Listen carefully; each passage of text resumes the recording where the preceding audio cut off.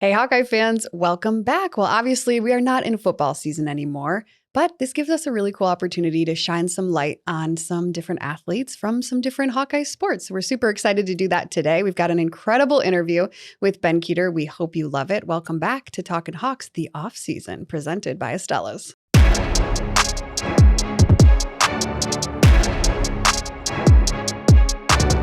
Well, Matt, I'm so excited that Estella's is our presenting sponsor of the offseason.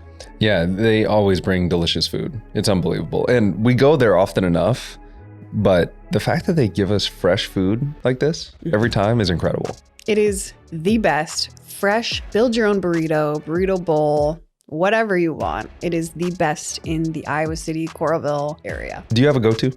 A go-to? Yeah. You don't want to know my order. I get so much stuff in it. I do. I'm not like you, because what do you get? I get the buff. Chill out. I get the buff. It's the pancake one. It's the breakfast one. It's unbelievable. I do build your own. Ready? Grilled chicken. No rice. Black beans. Corn salsa. Mild salsa. I also like their green salsa as well. Salsa verde. I think that's what it's called. Sour cream. Guacamole. Queso. And shredded cheese. Yeah, that's a burrito. You fill it up. It's so good.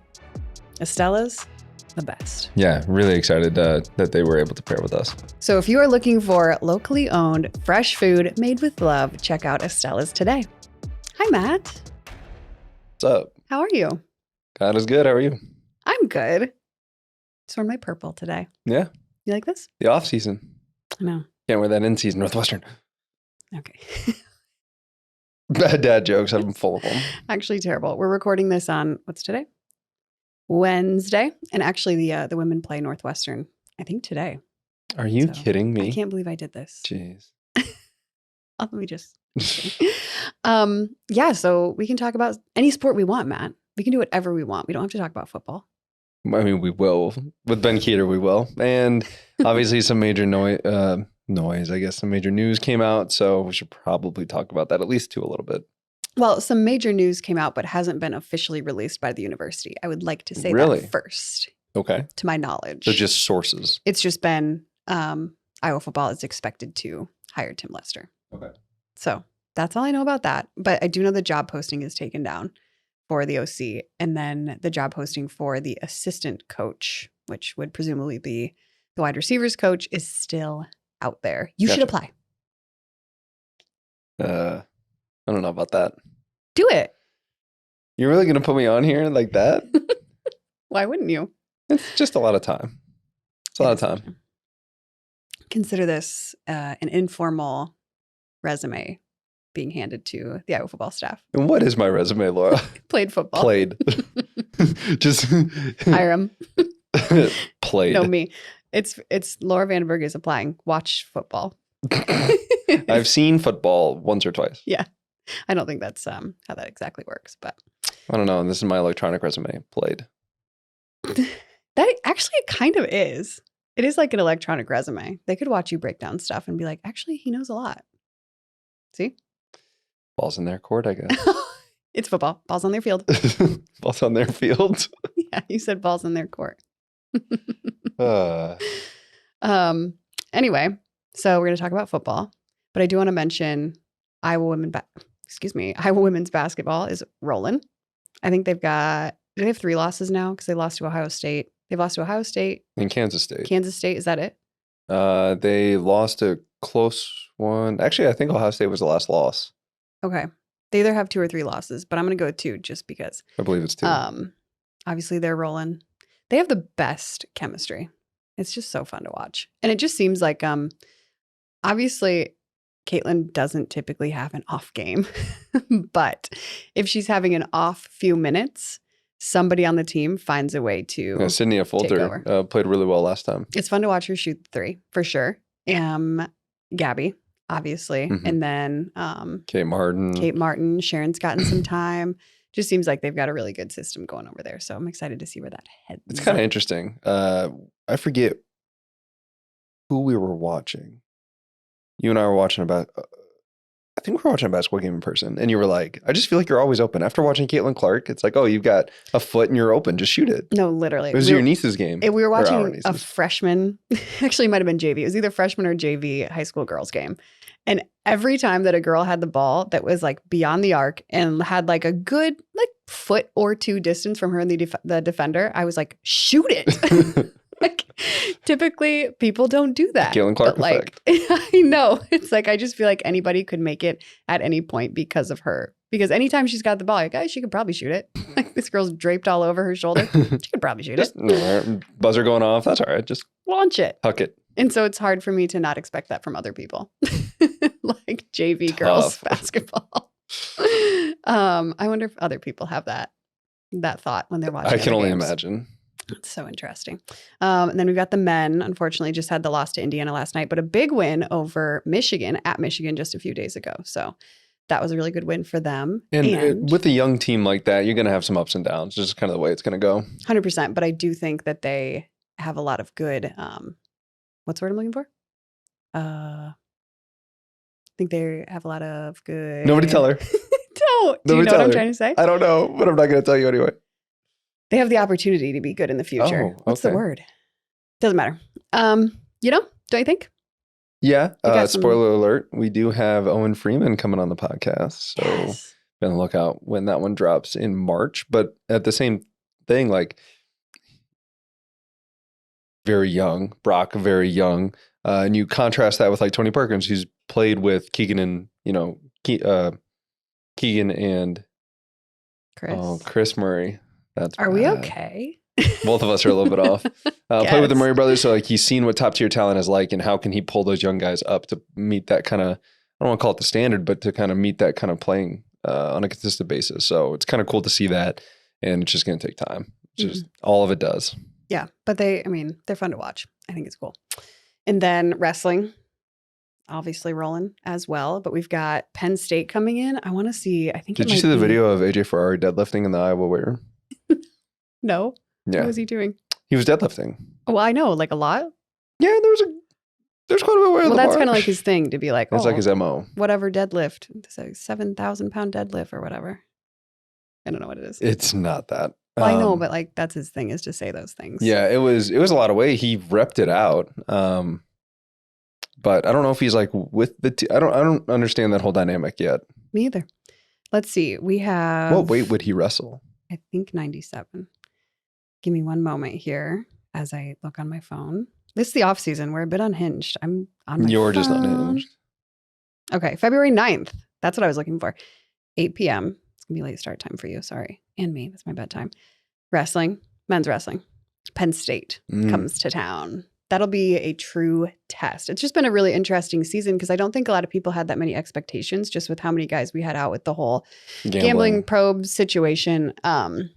But that's a conversation in and of itself at this point. But I don't know if people had that many expectations. So it's kind of cool to see them still like, next man in mentality. And it's fun to watch Tom talk about it too, because he's very aware. Like he's not the guy that's like, gonna like try to make it sunshines and rainbows all the time of like, no, I think we're doing great. Like he's gonna give it to you straight. So that's been really fun to watch where he's like, we got a lot of work to do. It's tough work. You got to get tough. That was like the most recent thing was like he did this whole monologue. I think it was after they were at Northwestern and Ben Kehr actually had the like 40-second fall to cap it all off. But anyway, after that, the post-duel interview, he was like just giving his little monologue on you got to get tough. Got to get tough. If he started like his own like YouTube videos of just him doing a camera like in his office and him just talking for a minute, I'd probably subscribe to that. 100%. And like do it live though. We used to do this thing, Move of the Week. Now, do you remember this? Oh, yeah. Like right when you first started. And it was live. And my boss and I were just talking about this. We would just walk in with a phone on Facebook Live. Like there's no going back. It's live. And it would be like, what was his name? I think it was Jeremiah Moody would do it a lot. Or like Max Murin did it a few times. Like all of their characters, would do like the move of the week. So definitely like, our characters. Like teaching wrestling fans and like young kids like a different move every week and explaining it. And then it was just off the rails from there. Like you never knew what was going to happen. And sometimes Tom would just like run in and like do something or just like tackle someone. And I would just be standing there with the mic like, okay, this is where we are with this. Like Yeah, it was always an experience. Well, there's a reason that he's your favorite interview in Kinnick. You don't know what's going to happen. Usually it's not an interview. He just takes the mic. That's true too. But we have those little inner ear things that you you put in because it's really echoey down in the field. It can be echoey up in the stands too, but because really, it's a delay from the time you talk to the time it comes out of the speakers. Extremely, like a whole second. And so if you don't have them in, it's extremely difficult to be focus on what you're saying because you can barely hear yourself because the fans and the echo and all the things. So anyway, we have these little inner ear things. Well, his cauliflower ear is so bad that they don't fit. And so he's like, can you help me with these? And I'm trying to help. I'm like, I don't know if you can wear these. I don't need them. I don't need them. So that was the first time he came out. And then ever since I'll be like, do you want these? Like, nope, don't want them. Don't want them. He doesn't care. Doesn't bother him. That's the way it should be. No, he went out there and was like, anytime, anybody, anywhere. I was like, yes, yeah, me too. But not at all. Anyway, now we're off on a tangent, off the rails. So yeah, women's wrestling is done in Carver. We had their final. It was a 3-team. They call it the Iowa Duels. Yeah. Okay. And we had Life University and Missouri Valley. Won, obviously. We won. And then they'll go on to other things outside of Iowa. I feel like it's a challenge. It's very cool to be in the position that they are, that they started it. But the con to that is nobody else has done it yet.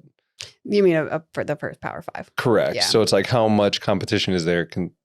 Consistent talent and consistent duels and consistent meets. It just sounds like it's a lot of very jumbled right now, which you expect at the beginning of anything. So I'll be kind of curious to see how much on the back end other universities are to try and match. Yeah. I mean, there is still good talent. You still have close matches. You get the ones that are real quick, done. But it's not every Friday, like with wrestling. Oh, you feel like you're going to get good matchups every single Friday. Yeah. And every single weight class, you feel like it could go either way, even if it's a 17 versus an unranked or 3 versus 12. You just don't know. Yeah. With women's wrestling, I feel like once they get more people into the talent pool, it's going to become a lot closer. And it's way more popular now at the younger ages. You talk to, I've just talked to a lot of wrestler guys. I'm like, you have your daughter wrestle? I'm like, yeah. Of course. Okay. I kind of like it in a sense of self-defense. Self-defense, 100%. Yeah. I was going to do jujitsu. Hello. Yeah, I actually asked you to do it a little bit because I did Taekwondo for a while and I was like, you'd be good. You'd get into some jujitsu and then you never went. No, I was too scared. Can you imagine me walking out with a black eye one time? I would never go back. All you'd have to do is do the makeup on the other eye to match it. I would never go back. This is the moneymaker, Matt. Definitely not your content, strictly just your looks. Just want to play into a stereotype, okay? Let it happen. Okay. So there's all of that. You know what I was thinking about the other day, just to make this rant go a little bit longer? I can't wait. Total tangent.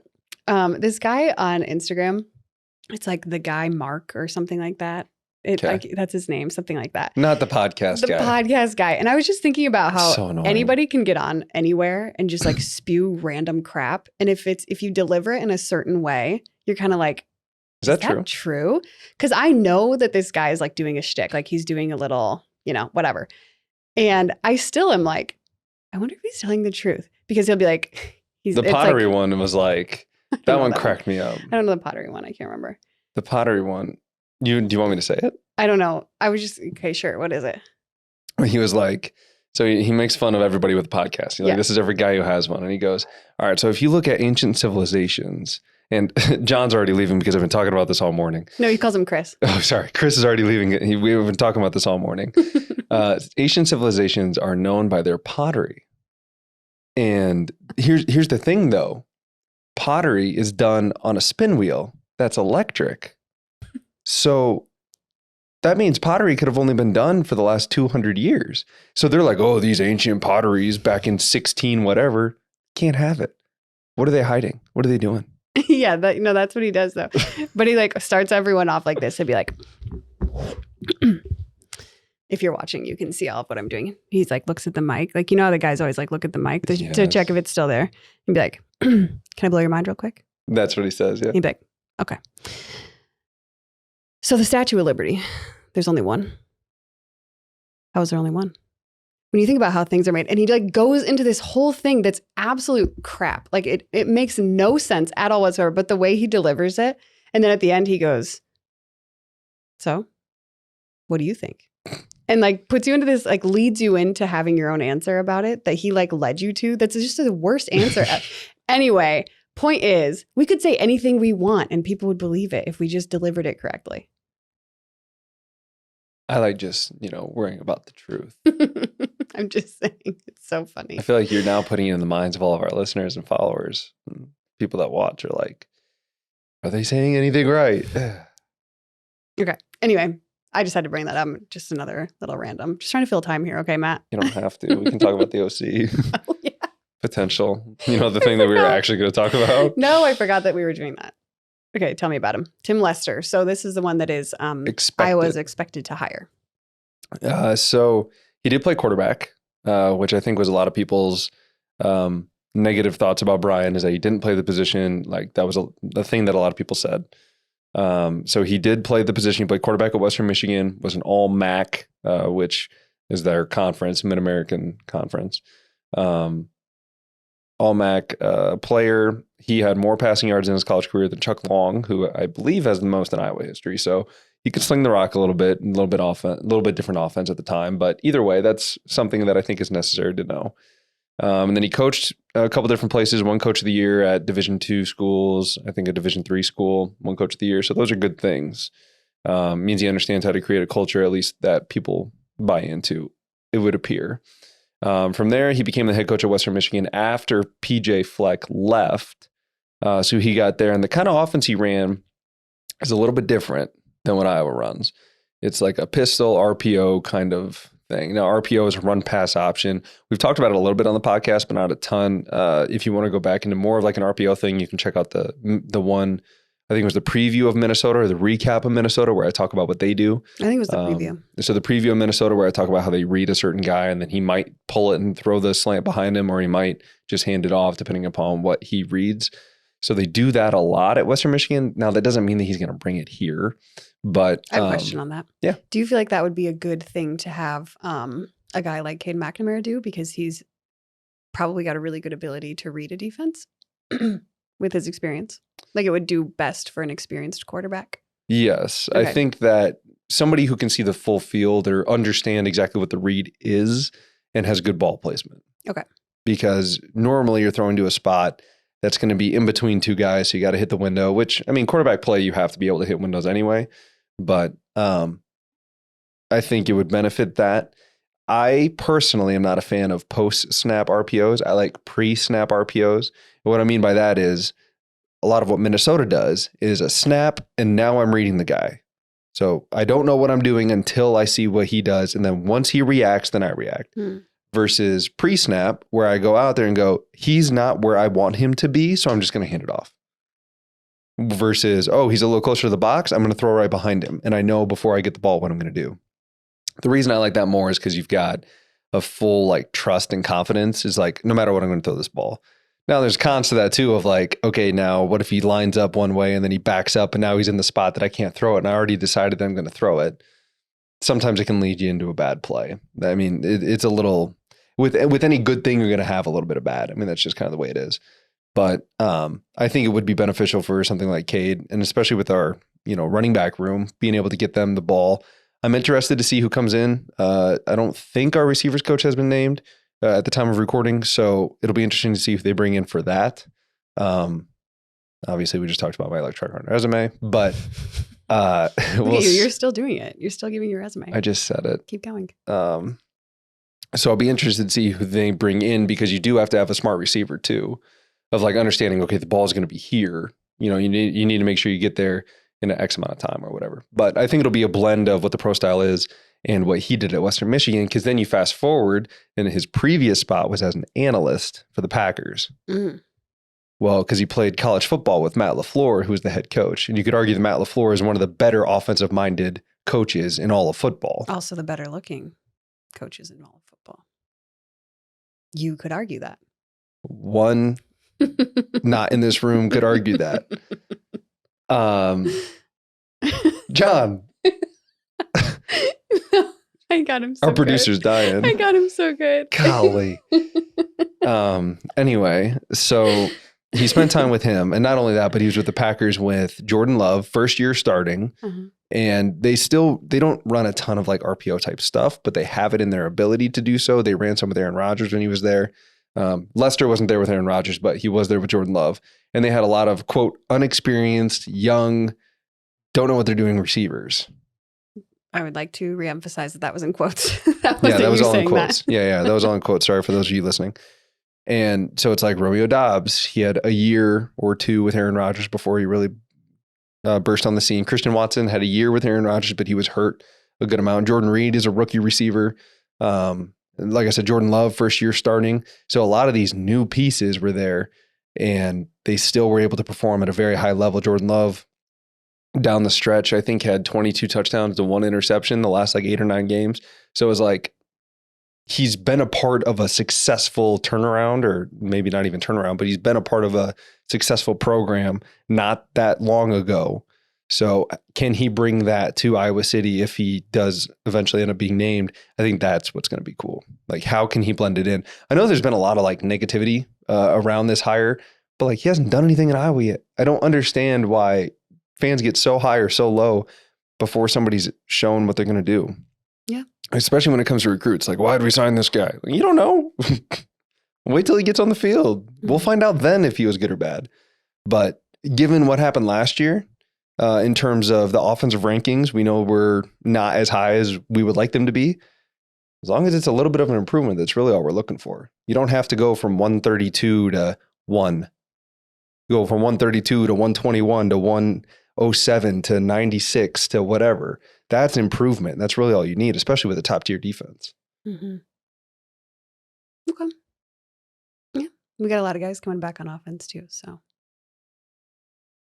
I say it'll help to have a potentially future all-pro tight end with Luke Lachey coming back. Obviously, Cade McNamara, we got to see glimpses, but not truly what he's like when he's healthy. So what does that look like? Offensive line has some pieces.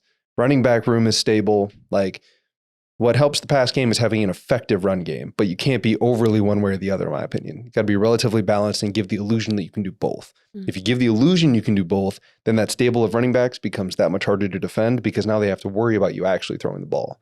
So I think that's going to be some interesting things. And to further this point just a little bit more, so Davis, and I played for Davis and then I played for Brian, systems were similar in that they looked similar. Like, you have 3-by-1, you have 2-by-2, you had a fullback, you had a tight end, but they were called completely differently and they were understood completely differently. So to say that it's Coach Ferentz's offense and they're not going to budge, like, Davis had completely different words in the way that he wanted things done than Brian. And so there's no reason to say that Tim's not going to have his own thing when he gets there. So I think it's one of those things that we just won't know until we see it. And I wouldn't expect something to be drastically different year one. He's implementing a system. He's coming in before spring ball, which is good so we can start that process, but it's going to take a little bit. Okay. Basically give him some grace and then we'll figure it out. I feel like that's usually your MO. Yeah. Things like that. Speaking of people coming on campus, Caden Proctor.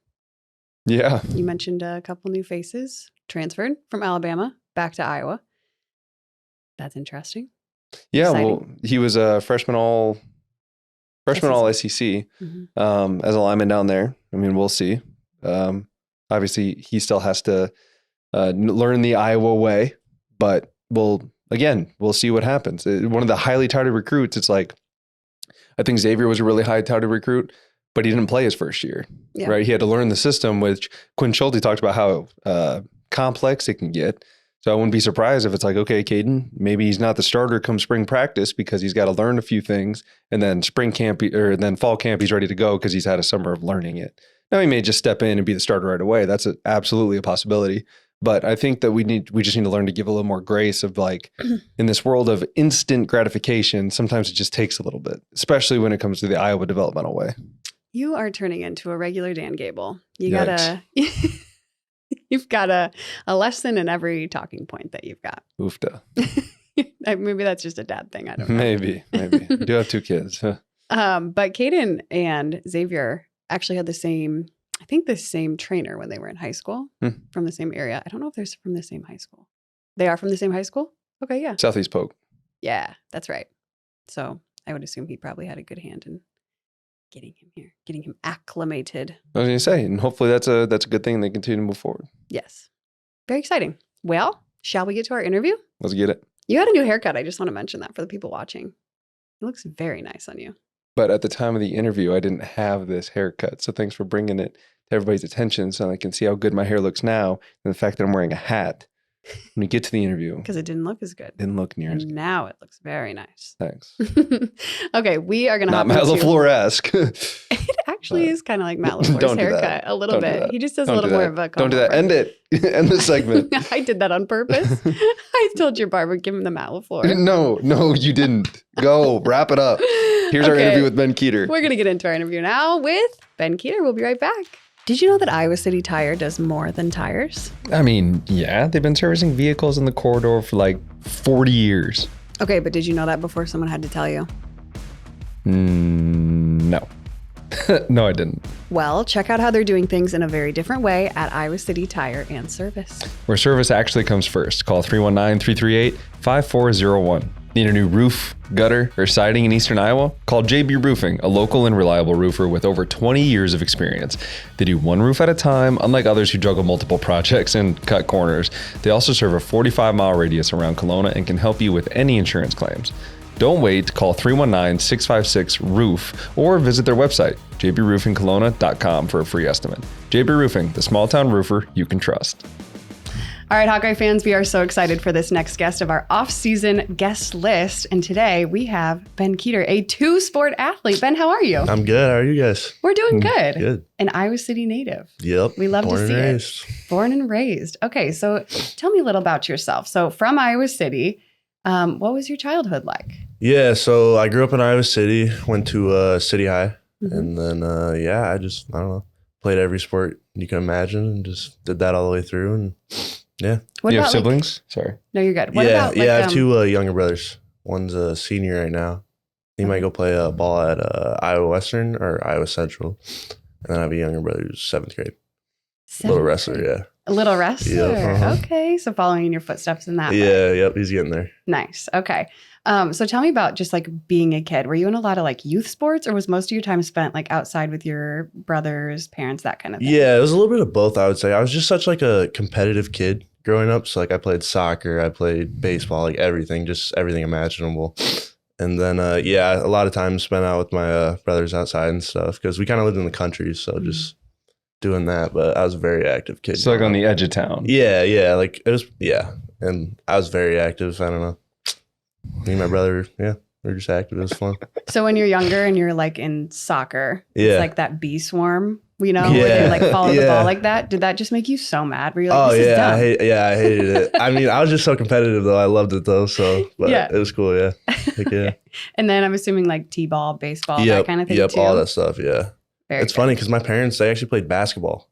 And then Really? I started wrestling when I was 3. Huh. Yeah. Me Okay, and my so- little brother, we just kind of wrestled in the living room. And then I don't know, they just finally sent us to a club. And it just kind of picked up after that. So basically you just started tackling your brother and they're like, all right, let's get him like into we just something kept organized. fighting in the living room. So my parents were like, all right, we got to do something about this. So, and then we just started, I started then and been doing it ever since. Fighting in the living room doesn't really translate to basketball. Yeah, as no. much. Yeah. Well, it's funny because they're like super into it now, like my parents, and like they just were never around it, like all basketball, track, baseball, like never around wrestling really. Did you do any other like MMA type stuff? No, nope, just wrestling. I would definitely like think about it though in the future, like doing UFC if football Ooh. doesn't work out. So, Okay. So yeah. like, but no jujitsu, no judo. No, nothing I like mean, that? I have no problem with it. I think it's all great, but I definitely, just wrestling. Interesting. Dang. So you said your parents played basketball, like Yeah. at the collegiate level, high school? What was Yeah, that? I think my mom went to like Kirkwood, I want to say. Mhm. And then I can't remember my dad. I want to say he was on the practice squad here for a year at Iowa. Okay. And then I don't know what he did after that. But yeah. Okay. Yep. Gotcha. Mhm. So then I was reading an article and you were really good friends with Dan Gable's Yeah. grandson. Yep. Yeah, Gable Mitchell. Yep. Very Uh-huh. good. And he plays baseball at Iowa. Yep. Okay. And you kind of grew up together, is that right? Yeah, so Or- we were always on the same club baseball team. Okay. Like, so growing up, we'd always just go to like different cities and stuff and be on the same team. And go to the hotel and Dan Gable's there. So it's kind of cool being around him and stuff. But yeah. At first, was it kind of like, oh my gosh? And then, Yeah, it was kind of weird. But like after you do it for a while, it's just like you just get used to it. And like you're just another person, you know what I mean? But right. So you're just saying that Dan Gable's not special? Is that where you get no, obviously, like he's the greatest. But yeah, it's a little different when you see him a lot. And so, but yeah, it's crazy. Did you get to like train with him or anything like that? Or what So we actually, for 2 years, we lived on his rental property. And it was like his house here and then like our house.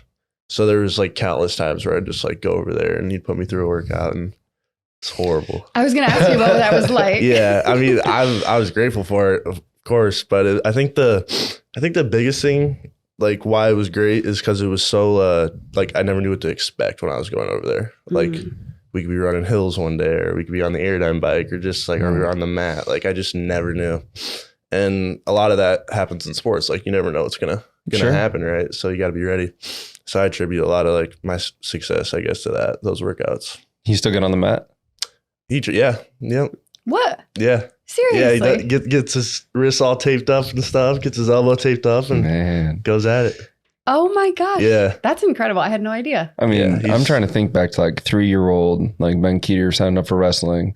And then later on, it's like, by the way, you're going to be wrestling Dan Gable in his like house. Well, yeah, it's just crazy. Like there'd be days where I'm like on the airdyne bike or like I'm running or like I'm on the mat in his basement. I'm like, I'm in Dan Gable's basement. It's like kind of crazy. Like there's probably millions of kids that wish they could be doing that right now. And I get to, so definitely grateful for that. What do you think is one of I'm sure there's a million different kind of like life lessons. I know he's really big on that and has a million of those like great ones that he can kind of take you through. But what's some of the best maybe advice or lessons that you learned from him when you were over there? Yeah. I mean, just like I was saying earlier, to be honest, like going over there and not being able to like expect what the workout is. Like, cause like, if you know like what the workout is, you can kind of gear up for it and like kind of prepare yourself for it. But like if you have no idea what it is, it like makes it like 10 times harder because you just don't know if I'm going to be done in 5 minutes or if I'm going to be done in an hour or 2 hours. You know what I mean? So I definitely say like just the fact that I never knew what was coming. And yeah. Well, I feel there was I'm blanking on his name. I don't think it was Mark Ironside when we were at Fridays. Yeah. Is that right? Okay. So I was talking to him and he wrestled for Gable.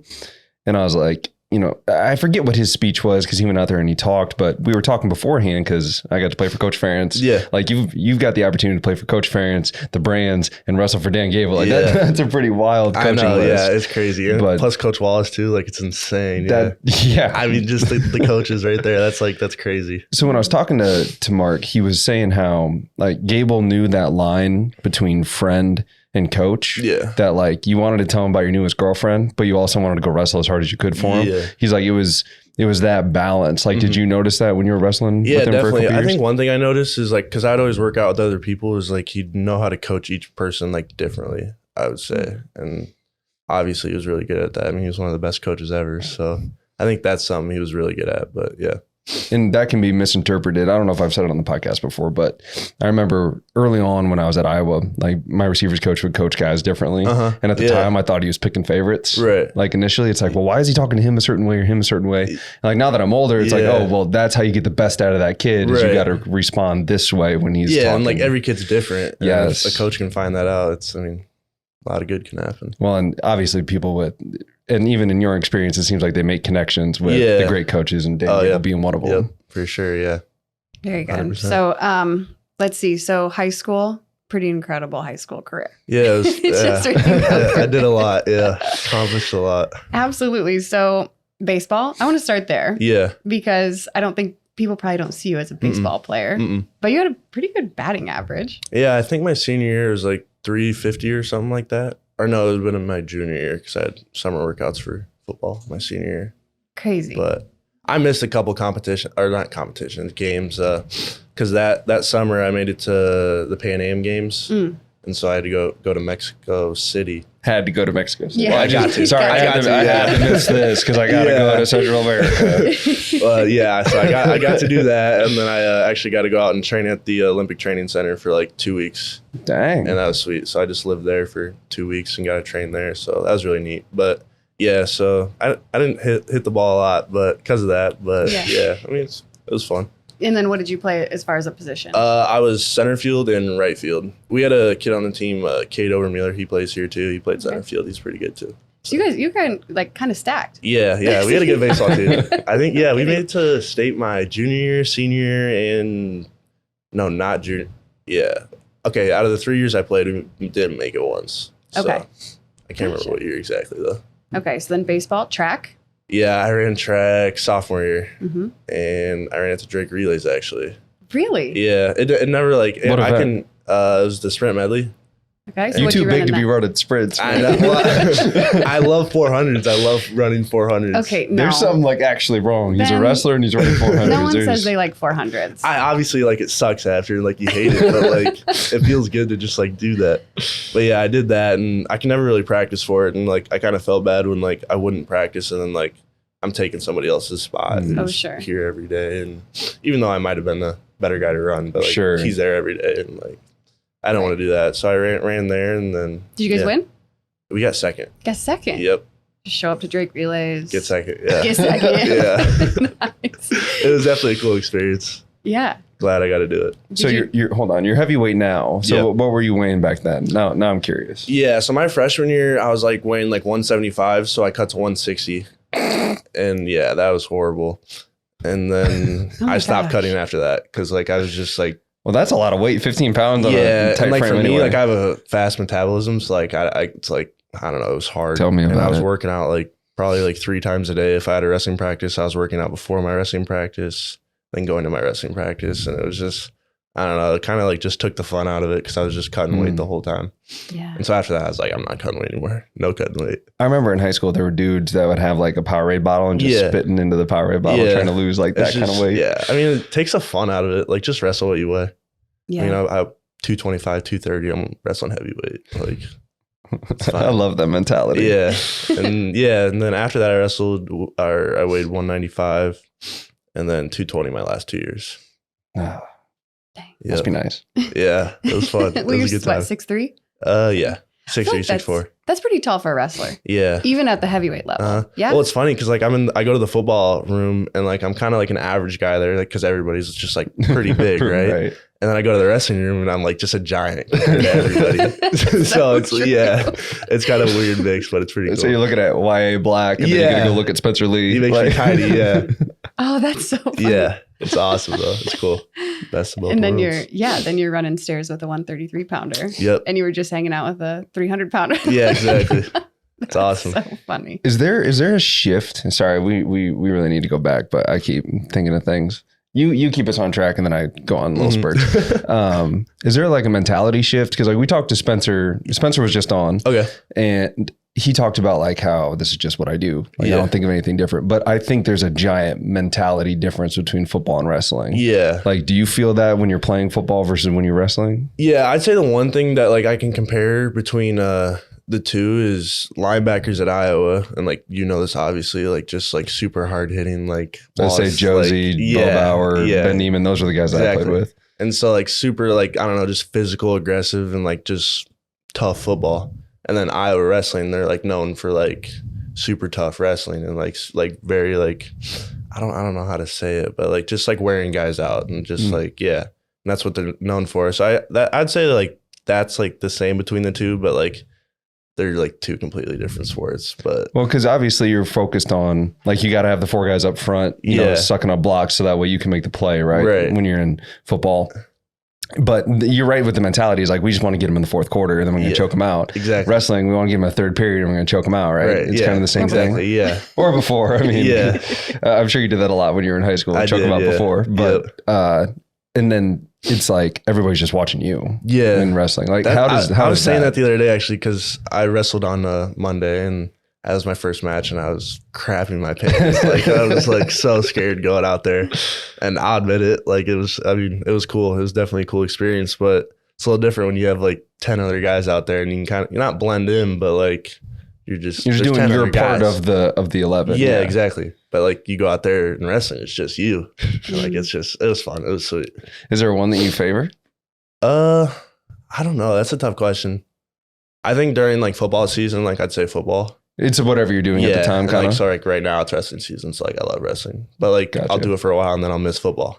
So then like that works out because we had spring ball right after the NCAA. So. You know what? We were just talking when Spencer was on. He was saying how his dad made him do cross country when he was in high school because he didn't want him to do wrestling all year round because he wanted him to still be hungry for wrestling so he didn't get burnt out. Yeah, if I did wrestling year round, I probably wouldn't be wrestling right now. It's just like such a grind. Yeah. And some people understand that and some people don't. And that's why a lot of kids get burnt out and stuff. So that is so interesting. yeah, I think that's why I played so many sports because like I couldn't wrestle year round. But like I love it. Like but I just couldn't do it year round. It's intense. Yeah, it's mentally, a lot. Physically, I mean, especially physically. It's hard on your body. It's No kidding. Huh. Okay, so let's go back to I kind of want to go back to high school just to talk about your recruitment process. Yeah. What was that like for you? You were like what, pound for pound, the number one wrestler in the state, in the nation? Country, like yeah. In the country? Yep. And then he was up there for an award for best linebacker in the country, right? yeah. I made the final 5 for the Buckus, high school Buckus. So it's like, who wasn't calling? I guess is more probably. Well, it's funny because so for wrestling, nobody really called me. What? Yeah. Did they all just anticipate you going to football? Like so growing up in Iowa City, like you're going to Iowa. I think a lot of people, like Penn State, like none of them even tried. I think Oklahoma State called me once, and the first thing they asked was, "Are you just going to Iowa?" And I was like, "No." Like at first, like I wanted to like kind of explore my options, but like I've always dreamed of going to Iowa. I was gonna say deep down, I was like, I'm not gonna waste these coaches' time. And then football was a little different. I didn't really get any football. I got my first offer after my first game junior year, and then after that, it kind of picked up. Who was the first school? Do you remember? It was Minnesota. Dang. Okay. Yeah, I was taking a nap. It was for tight end actually. Oh my gosh. You got hands? Yeah, I was. Yeah, I can't remember how fast I was going, but I was going pretty fast when I played, and they like clocked my speed or something. And that's why they offered me. Interesting. Yeah. Really? You can't remember what the speed was? No, I can't. It's too slow. He doesn't want to talk about it. No, it was like 20 point something. I can't remember. I think it was like 0.8 or something like miles an hour. I don't know what it was, but yeah. Were you wearing a GPS thing, or they just clocked it? Like I could probably pull the clip up after, but because that clip actually got me into the Under Armour game too, and so yeah, bro. So you hold on. Based off of a handheld or based off a clip of you running is what got. Yeah, they saw like my breakaway speed and like they liked that, I guess. And so is that what they told you? Yeah, that's wild. Yeah. And so I was taking a nap one day and my coach called me and he's like, "Hey, Minnesota's going to offer you." And I started freaking out because like, that's my first offer. Like, it was cool. Yeah. And then, I think it was Iowa State next. And then Iowa. And Iowa finally got on the bandwagon. Yeah. And then I committed as soon as they said, ask if I wanted to come here. So that was it? Yeah. Wow. It was a game day visit. And it was Coach Ferentz, Brian. And he just wanted me to be a Hawk. And I was like, all right, I'm a Hawk. Like, done. We'll figure it out. We'll figure it out when I get here, but I'm just a Hawk. What was that discussion like going back to like the recruiting? So like, did the brands talk to you along with Coach Ferentz? Like how did that even become so the brands a thing? I grew up in the Iowa wrestling room, like, cause I went to a club there. So like, I've always been and like, you knew around Gable, them. so I'm sure that kind of. Yeah. So I was talking to brands like for a while and just cause I was always like there at club practice or something. And so he was the one to reach out first. And then like I started talking to the football staff and stuff like that, but it was definitely wrestling that reached out first. And there wasn't like a crazy mix. Like both of their things were just like, we want you to be a Hawk. So really? So we'll find a way to make it happen. That's basically it. And like, it's not bad if I like stop wrestling and play football. And like, if I stop playing football and wrestle, like they just want me to be a Hawk. That's so cool. Yeah. And it's happened before, but I think it was back in like 70s, 80s. Yeah. It's been a long time. Marcus Sindlinger. Yep. And there was one other heavyweight, right? Yep. Yeah. I've heard a lot of stories about him, but yeah, I'm sure. And have you gotten to talk to any of those guys at all? I haven't, no. Because I'm pretty sure I don't want to say, I think it was this season we had Bark back. Okay. And I talked to him and I was like, oh, we got another guy. And maybe it was last season, but I don't know. You should get in touch with him just to like. Yeah, no, yeah. Cool. Just kind of pick his brain a little bit. Yeah. See how he did while he was here. Yeah. Obviously it's, a little bit different now. Yeah. Times are changing and all of definitely. that. With NIL, which is just crazy. Yeah. It's a whole other conversation in itself. Well, like I was talking to her on the way here and it was like, okay, so you're, like she said, pound for pound, one of the best wrestlers, right? And then you're one of the best linebackers. And you come to Iowa and you're behind Jay Higgins, who he tied Andre Davis. Is that right? Or did he break? I think I can't remember if he officially broke it or not. Tackles in a season. Yeah. So like you're going to sit behind him, right? Just like he sat behind Jack Campbell. Right. And then you come here, and obviously the gambling stuff, like with Cassiopeia and whatever, which we don't need to go down that path. But it's like, you probably didn't anticipate wrestling right away, or did you? So it's like, to be the best at your position and to still come to a school that you knew you weren't going to play right away, I feel like that's something that doesn't happen these days. Yeah, well, it's definitely tough because like I see because I have friends like all over the country like playing ball, and like I see them getting reps, and like I see them playing, and like I want that, so it's like tough. Well, yeah, you're a competitor because you want to go compete. For sure. Like I say this to everybody, but like it's super weird from like going from the man in high school to just being like another guy at the roster. Matt just said that. Yeah. On the way here. Really? Yes. Yeah. He's like, that's the shift. Yeah. Yeah. I mean, it's definitely humbling, and I loved it. It was great. It's probably the best thing for me. But yeah, I mean, it's great being under Jay. I was remember, I'm not going to call the player out, but like we were sitting and doing training table. Yeah. And, he was like pointing up because they were doing highlights, and he was a young guy. Yeah. And I think it was Bob Sanders had like a pick six or something like that. And he goes, "Oh, that reminds me of my play that I had against da da da da da da da." I was like, "So you're like the man?" Mm-hmm. He's like, "Yeah." I was like, "Yeah, that's why we all got here." Yeah, everybody here is the man in high school. Yeah, it's so different how that happens. Yeah, Looking to update your home with a remodel, new addition, or new build? Contact MJC Carpentry, a local and reliable contractor with over 10 years of experience based in North Liberty, Iowa. MJC Carpentry's highest priority is crafting a perfectly tailored home. Visit their website, www.micahjconstruction.com, to learn more. And for a free estimate and consultation, don't hesitate to call 319-461-4786. Locally owned and operated, Performance is a full-service restoration company serving eastern Iowa. As an IICRC certified firm, their multi-licensed technicians have decades of experience in water, mold, and fire mitigation. Whether it's your home or business, this is the team you want in a time of need. Performance Restoration. Call 319-626-2292. Are you looking for a website that boosts your online presence and showcases your brand? Look no further than Digital Boost, locally owned and operated website company that delivers high-quality websites at affordable prices. Whether you need a simple landing page, a full-fledged e-commerce site, or custom-tailored marketing solutions, Digital Boost has you covered. Contact them today and get a free quote by emailing Curtis at digitalboostia.com. Digital Boost, the website company that gives you a boost. Rest easy when you have the Bugman's top-rated defense protecting your home and business, providing maintenance and prevention treatments for any problem. Call today for a free quote, 563-554-BUGS. You'll also receive a 15% discount off your first treatment if you mention the podcast. Bugman Pest Control, proudly serving the Hawkeye State since 2008. The Appliance Barn offers a wide range of high-quality appliances at unbeatable prices. Whether you're in the market for a new refrigerator, dishwasher, or washing machine, they've got you covered. They also have a delivery and setup department to ensure your appliances get delivered and installed quickly. To find out more, visit appliancebarn.com. We were talking to Quinn Schulte when he was on here, and he was saying how like the Iowa defense is so complex, like the system and everything. He's like, it does take, he said it was probably good for him to sit for a year or two and then really have that like breakout season because he finally understood it. He was able to like watch the games and, pick guys' brains and really watch film and kind of be immersed in it and then really have the opportunity to get out there. Do you feel like that's kind of, it plays to your favor to be able to sit behind guys like Jay? Yeah. Well, and like playing Mike, like I also have to like know everything because like I'm getting people set up and I'm getting people in their spots and I just gotta know everything pretty much. So it's tough, but I'm actually locker buddies with Jay. So I pick his brain all the time. I probably annoy him a little too much, but he's a great sport about it. And he's a funny dude. He came on early on in the season. Yeah. Okay. He's a different dude. Yeah. He's great. He's awesome. He's great. He always wants to wrestle me. It's the funniest thing ever. To wrestle you? Yeah. I don't know why, but he does. Well, who was on when they were talking about, was it Cade? Yeah, Cade McNamara was on and he was saying that like some of the linemen just like went over to some building where they have track. The track facility has like wrestling mats somewhere.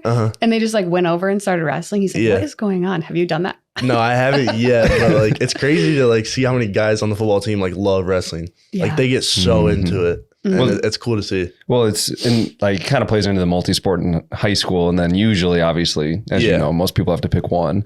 Like Tristan Wirfs, Tyler Linderbaum, like some of the dudes that are around here were also really good wrestlers. Yeah, exactly. Yeah, I mean, there's definitely a lot of parallels between the two. Like as far as like your hands and stuff, like in wrestling, like you have to hand fight, and so like that translates really well to football.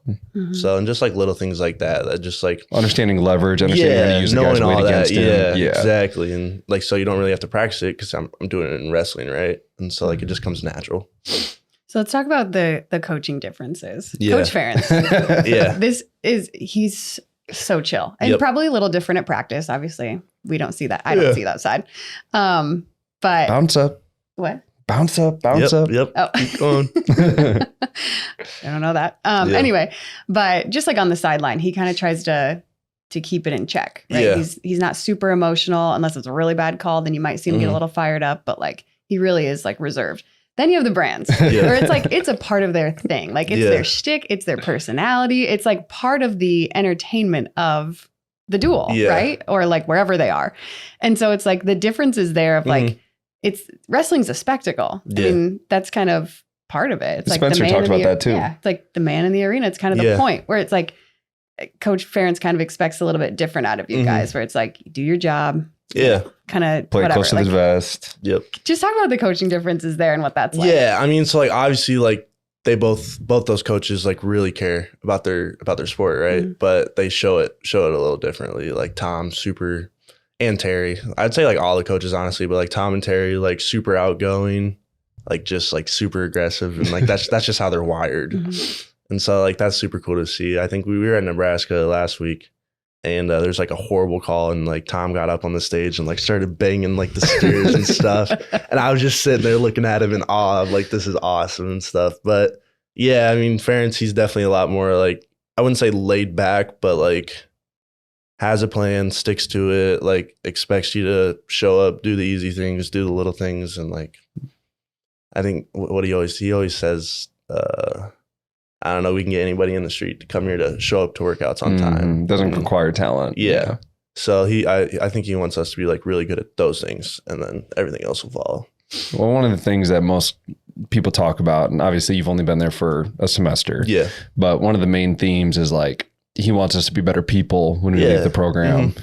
And you're going to win football games along the way if you've got a bunch of good people in the building.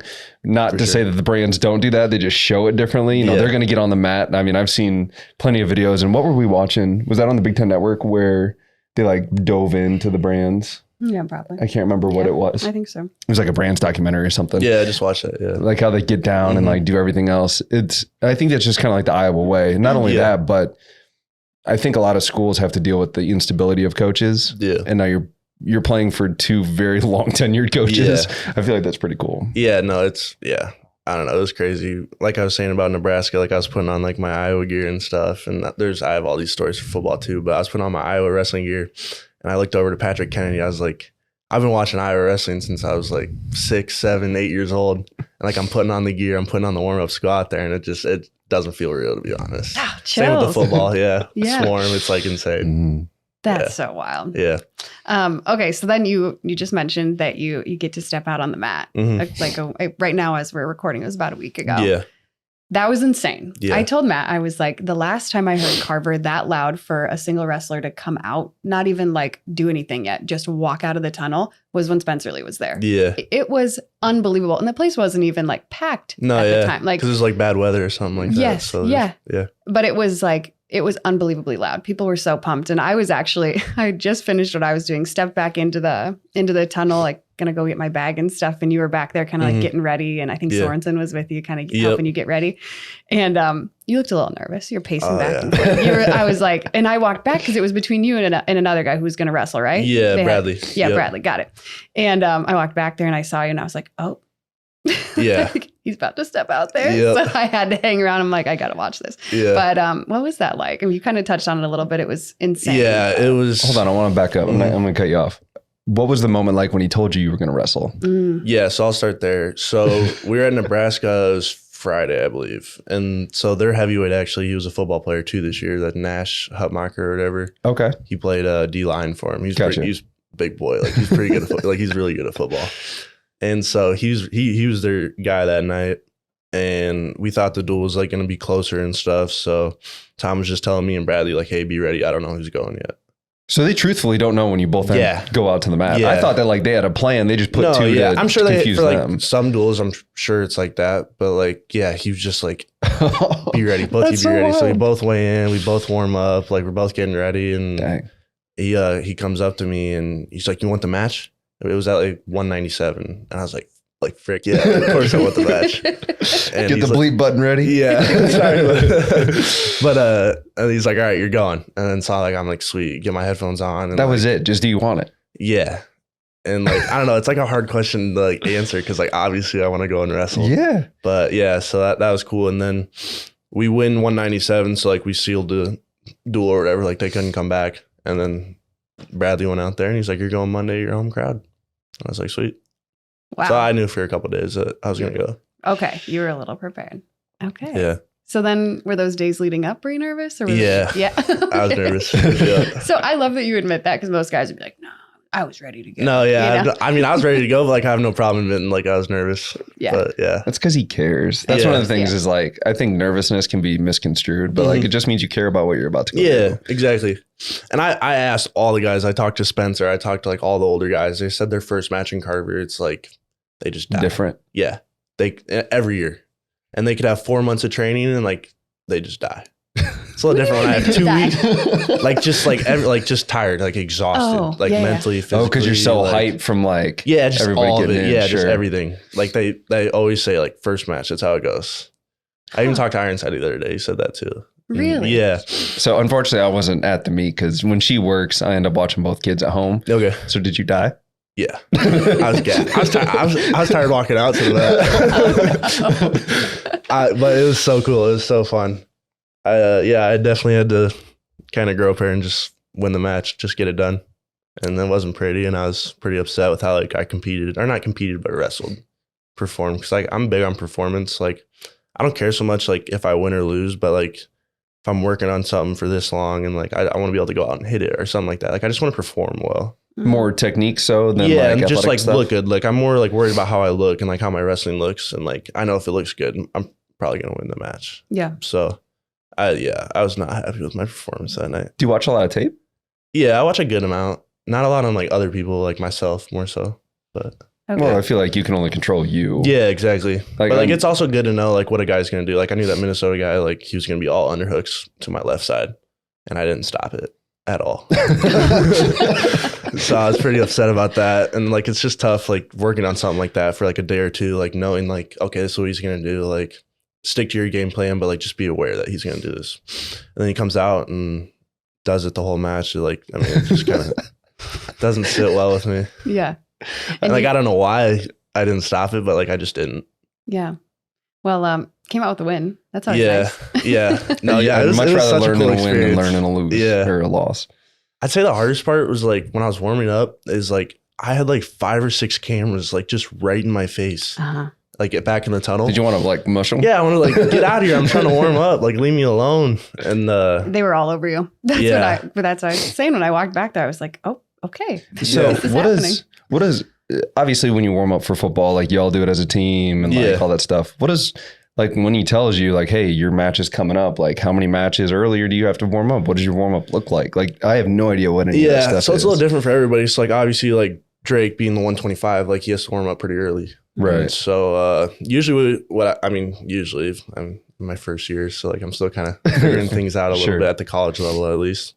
But what we've been doing is I weigh in, then like warm up, kind of like get a like good sweat, and then just chill, watch 2 matches, and then I go up in like the dressing room and just kind of sit on the couch, just watch the meet, like just chill, and then at intermission is when like I go again a little bit, like kind of just like so But that's just you. It's not like somebody else is no, with you. yeah, like I'm warming up with somebody. So Oh, okay. that's usually like probably like 4 or 5 matches before my match. And then so I do that, and then I kind of I sit, like relax, just chill.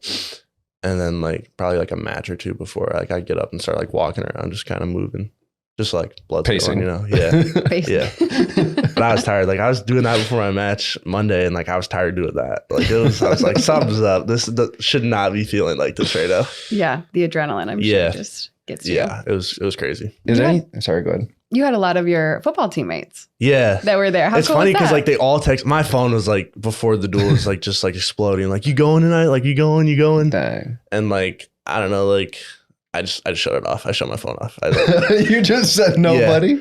Well, like it's tough. Like I told my Wow. parents and like I told my close family, but like I didn't want to like I don't know. Like I wanted to focus on the wrestling match. Like I didn't want to have to worry about that. And I told Coach Wallace too because he wanted to be there for my first match. That's cool. That's So dope. yeah, I let him know, and he was there. He came in when I was warming up and stuff, and yeah, that was awesome. But yeah, I just shut my phone off, just like completely, like just chilled. And then so I was wrestling. I get my hand raised, and I like see out of the corner of my eye like a bunch of dudes on the mat, and I'm like, oh, those are the football guys. Yeah. Like I didn't realize how close they were to the mat. Like John Nestor like was probably 5 feet from the Minnesota coaches. Like it was insane. It was so cool. That's gotta be unbelievably Yeah. cool. Oh yeah, it's sweet. Like the whole football season, like everybody's like, I'm coming to the first meet. I'm coming to the first meet. Mhm. Can't wait to watch you wrestle. And so like it's cool. Like it's awesome. Well, I think it speaks more, not just like, I mean, obviously it's kind of like a family, like at Iowa, Yeah. what I was alluding to earlier, because they want you to like be successful people. But I think it also says what your teammates think about you if they're willing to come and Yeah. and support you and like talking to you about it and be like, hey, we No, want to be yeah. there. Coach Wallace making the Yeah. the extra stop out there to make sure like all that stuff is really cool. And I think it speaks to what you're doing because obviously you weren't playing a ton. Jay Higgins is out Yeah. there. And so to have your teammates respond that way, I think is really cool. Yeah. Well, I think the biggest thing, like as far as football went and wrestling, is like I found my role, and that was to be the best scout team linebacker I can be, so the offense gets a really good look. And that was my role, and I was the best at it. So I mean, that's the right mentality. That's Like, it. Yeah. yeah, Like, that's what that's Coach the Iowa says. Like mentality. if find your role and be the best at that role, and that's what I did. so good. Yeah. Matter of fact. That's- That's it. that's it. That's it. That's awesome. Okay. I had somewhere where I wanted to head. Now I can't remember what it was. I told you, you keep on track. I just, Yeah, I know, but you keep diverting me Just a keep lot going today. everywhere, Yeah. sorry. It's okay. Okay, so obviously your schedule is pretty insane. Yeah. You got a lot going on. Do you even have any time for anything else? Like hobbies, anything like that? Not really.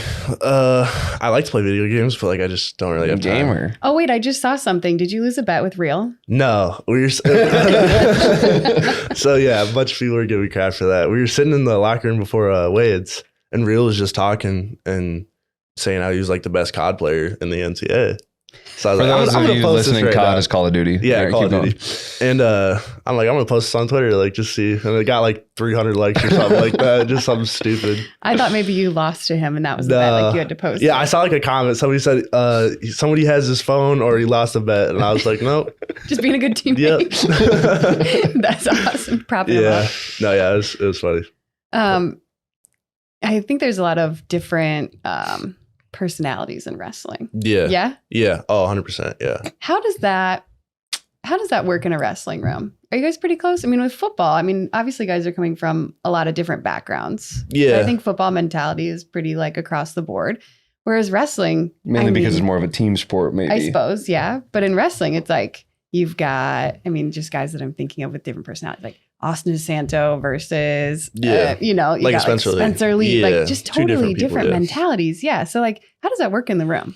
Yeah, I'd say it's very similar to football as far as like you're boys with everybody, like you're cool with everyone, but like once practice starts, like you're there to Be the guy. Kill Yeah. that other guy. Yeah, exactly. We'll go.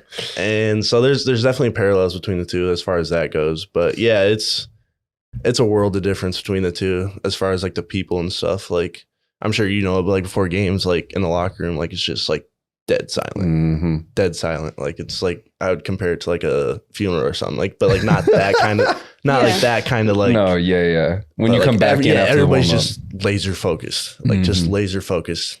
When and Kev's then, going like- out around and giving handshakes. Yeah. And Yeah. like exactly. everybody's just like here. Yeah. Like, and you don't want to be that one kid, like, just like kind of screwing around, just like, yeah. Mhm. So everybody's just laser focused. But like wrestling, like we just like before duels, like we're just chilling. Like everybody was just talking, playing video games. We play like Madden Mobile. Like, so just like to see the difference. And like, it's like, yeah. And I mean, obviously, like, we're both really good. I think wrestling, we're ranked 3rd right now. So just kind of like see the difference in how people operate. It's definitely pretty cool. Yeah, totally different. I think it goes to show too that like there are multiple ways, you know, the saying is there's multiple ways to skin a cat. But like if the guys at the top set an expectation and that expectation is followed, as long as they're going in the right direction, I feel like they can bring everybody with them, regardless whether you're the stoic KF of like, I'm not going to get too high or too low. Yeah. Or the Tom and Terry Brandons that might end up wrestling the official if something goes wrong. Exactly. You know? No, yeah, there's definitely a good balance for sure. Okay. So I guess what is your, this was what I was going to ask before. So then you get done with football, right? And then it's like you go right into wrestling, and you had missed a couple things for wrestling, right? Yeah. I missed like the first like half of the season as far as like wrestling goes, because it started probably 2-3 months ago. Yeah. But I was still like practicing a little bit. Like it was super long days because like football were mornings. Mm-hmm. So I was up at like probably like 5 for that. Every morning, like just everybody was. And then I'd have class after that. And that's like probably like from 11 to like 1 or 2. And then I'd have wrestling at 3 some days. Like this was right before like the bowl game. And so I'd have wrestling at 3. The meeting's at 5. And then by then I'm just like, I was wiped out. Yeah. Wiped out. And so, yeah, I missed the first half of the season. And then after the bowl game, I flew back the next day and I got off the plane and I went to practice. Like I literally got off the plane and went to practice. So yeah, you wired differently. Well, I wasn't even gonna. I was driving back to the dorms and I saw my friend Gabe Arnold, another freshman, great wrestler. And I was like, yo, where are you going? He's like, oh, we got practice. I was like, all right, bet. Turn the car around. Went to Carver. So then I guess for me, it felt like this. It was like immediately we saw you at the bowl game, and then immediately here you are wrestling in Carver. Yeah. Obviously, I didn't see you in between that time. Right. So it felt like, oh my gosh, he just like hopped right back into it. Was it hard for you to get into wrestling shape? Because it's got to be kind of 2 different things, right? Football shape and wrestling shape. I'd definitely say the coaches in wrestling did like a really good job of like easing me into it. And like making sure like it wasn't too much, but I also wasn't doing too little. So like during football season, when I was doing wrestling practices too, like one day I'd do like 45 minutes. And then the next day, if I came in again, it would be like 55 minutes or like 60. Then like an hour and 15, then an hour and a half. And then it just kept going. So just building on it. And yeah, they're just super good about like keeping me healthy and like just making sure they didn't just like throw me to the wolves right away, pretty much. But well, it seems really interesting because like football is more of like an aerobic sport. Like it's quick sprints, which you could argue is anaerobic, but you're not just flexing for 7 minutes, you know, like wrestling is. Like you're a little bit hunched over, but then like you're grabbing somebody for another 2.5. Yeah. Like that to me is always interesting of like how differently the demands of the sport are. Yeah, 100%. Yeah. My first couple practices back, I was they're pretty hurting. Tough, pretty rough, pretty rough. And so, but yeah, it's all good. I love it. Dang. How about, let's see. If there's like a young athlete that's listening to this right now and they're like, wow, I want to be a dual sport athlete. Like it's doable. I can do that too. What would your biggest advice be? My biggest advice, don't listen to other people. Ooh, that's a really good one. I was going to ask you about that too. So hold that thought. People immediately, when you said, I'm going to do wrestling and football, people exploded with, he can't do that. Yeah. There's no way. There's no way he's going to be able to do that. What did you think of that? Well, I mean, people are wired differently, but like with how I'm wired, I was like, all right, game on. Yeah. I was like, all right. It's a challenge. Yeah. I'm gonna go you don't think I'm going to do it? All right. Well, I did it. So I'm going to keep doing it. But it was, yeah, don't listen to people.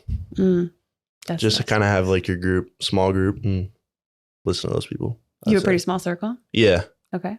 That's just something like always like coaches preach growing up, like big circle, you just get pulled too many directions. Like you got to have small circle. And so, are you an Office fan? Do you watch The Office? I've seen clips. I don't really watch it. Time for that, Matt. I was gonna say The Inner Circle, D'Angelo. No. I don't got time for that. Don't worry about it. Yeah. Go watch The Office. Yeah, I will. Yeah, I'll start. He's busy. Well, very good. Well, Ben, thank you so much. Yeah, this was awesome. This was so good. Well, we wish you the best of luck in the rest of wrestling season, and then we'll see you in spring ball. Heck yeah. It never stops for you. Nope.